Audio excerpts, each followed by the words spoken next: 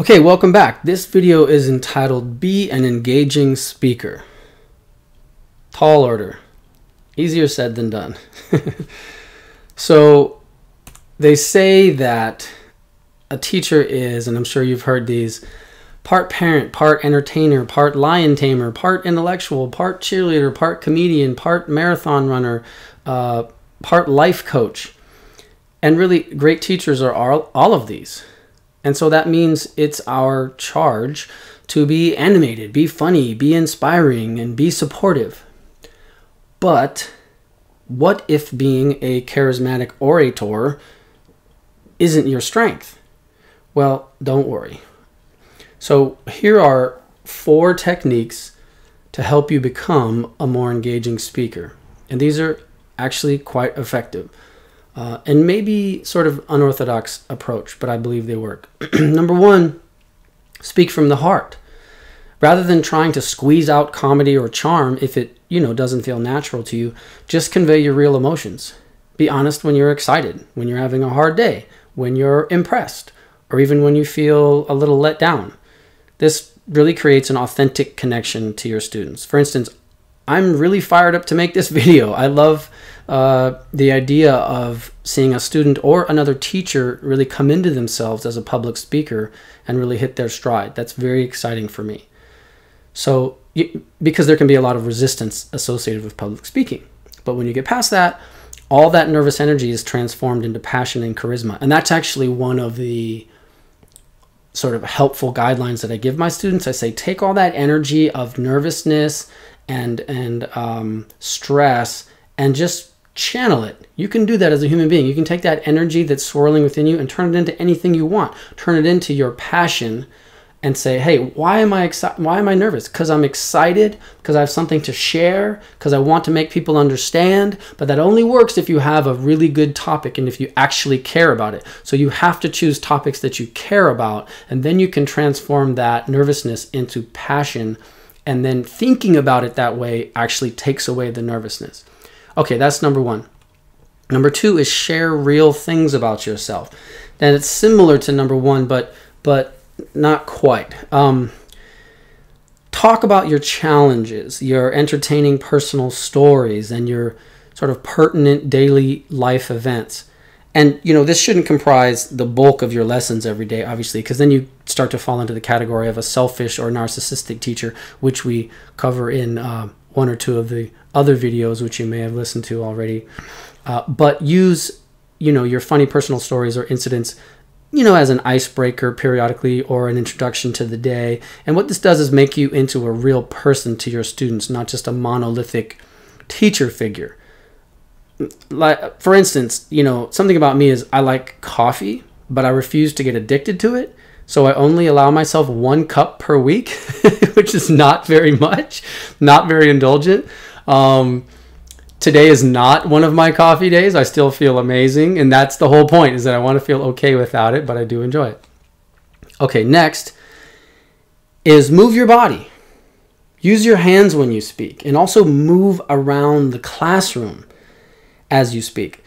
This is more visually stimulating to students, and they'll constantly be spurred to re-engage with you, and therefore they will retain more. And remember, as a teacher, we need to try to connect with as many of our students' senses as possible. So moving around might literally be the difference between a certain student dozing off or staying awake and focused on you, because it's a visual stimuli, which, as I've also said in other videos, is what commercials do, TV commercials do, to keep you engaged. It's the visual stimuli change every half second to every second and a half. So your eyes, you just sort of biologically say, oh, something's changing, I have to look. And that's what happens when you move around. 4th, modulate your voice. And I've also said this in other videos. Watch network news anchors. Watch them read their cue cards. They modulate, and they really exaggerate. You don't have to get that extreme, but they modulate pace, volume, and tone in order to keep you interested. And really, it's about modulating pace and modulating volume. So sometimes you're talking really fast, and then sometimes you slow down and you make a point. And just that variation makes students also pay attention. So work on that if you don't do that. When you do incorporate physical movement and vocal modulation, it's proven that the retention of that information cerebrally is increased. So that's a big deal. Students have to listen to us for hours a day, sometimes an hour a day, sometimes many hours a day. So make it easy on them and modulate, make it interesting, make it stimulating to them. And just because, as a comparison, inexperienced teachers are often too stressed and too content focused, so they don't loosen up, they don't show their personality, and they don't have the self-awareness to sort of work the room, in air quotes, by, you know, moving around and looking students in the eye or responding to their body language. So that is also a sign of an inexperienced teacher. New teachers also might be self-conscious because they don't feel comfortable as a disciplinarian, and they feel that's at odds with being funny or charismatic or friendly. But that is absolutely not the case. One of my favorite, I think he was a vice principal, he would always say, discipline is not the antidote to enthusiasm. And I don't know where he got that. Maybe you've heard that quote, but it's true. Discipline just clears the way for learning to happen, but it doesn't have to suppress their joy. It just gets that energy that they have, that maybe scattered energy when they come in, and focusing it on the lesson. Also, allow for the possibility that you are all of the things we've just talked about at once. You're charismatic, but you can also be a disciplinarian. You're emotionally available, but you're also in charge. You're not just their friend. Those are tough things to put together in one person, but allow that will happen, because it can and it will. And each will show up when they're needed. And really all of them exist in us simultaneously anyway, even though it's a bit of cognitive dissonance to put those into our brains at the same time.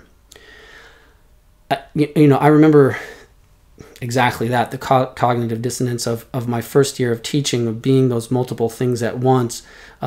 My college friends would occasionally come sit in on my classes, and I found it really difficult to be college guy Greg and Mr. Schwartz, the teacher, at the same time. And I practically short-circuited when one of my buddies told a kind of an embarrassing college days story about me in front of the class.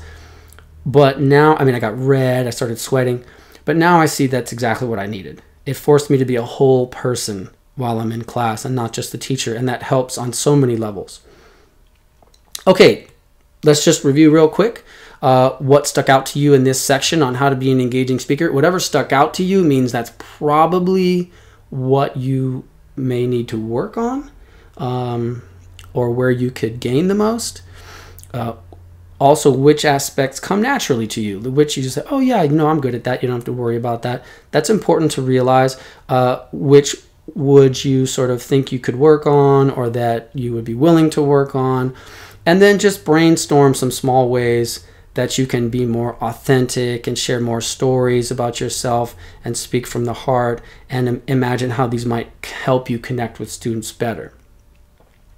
Okay, that's it. That does it for this video. I hope you got some useful nuggets.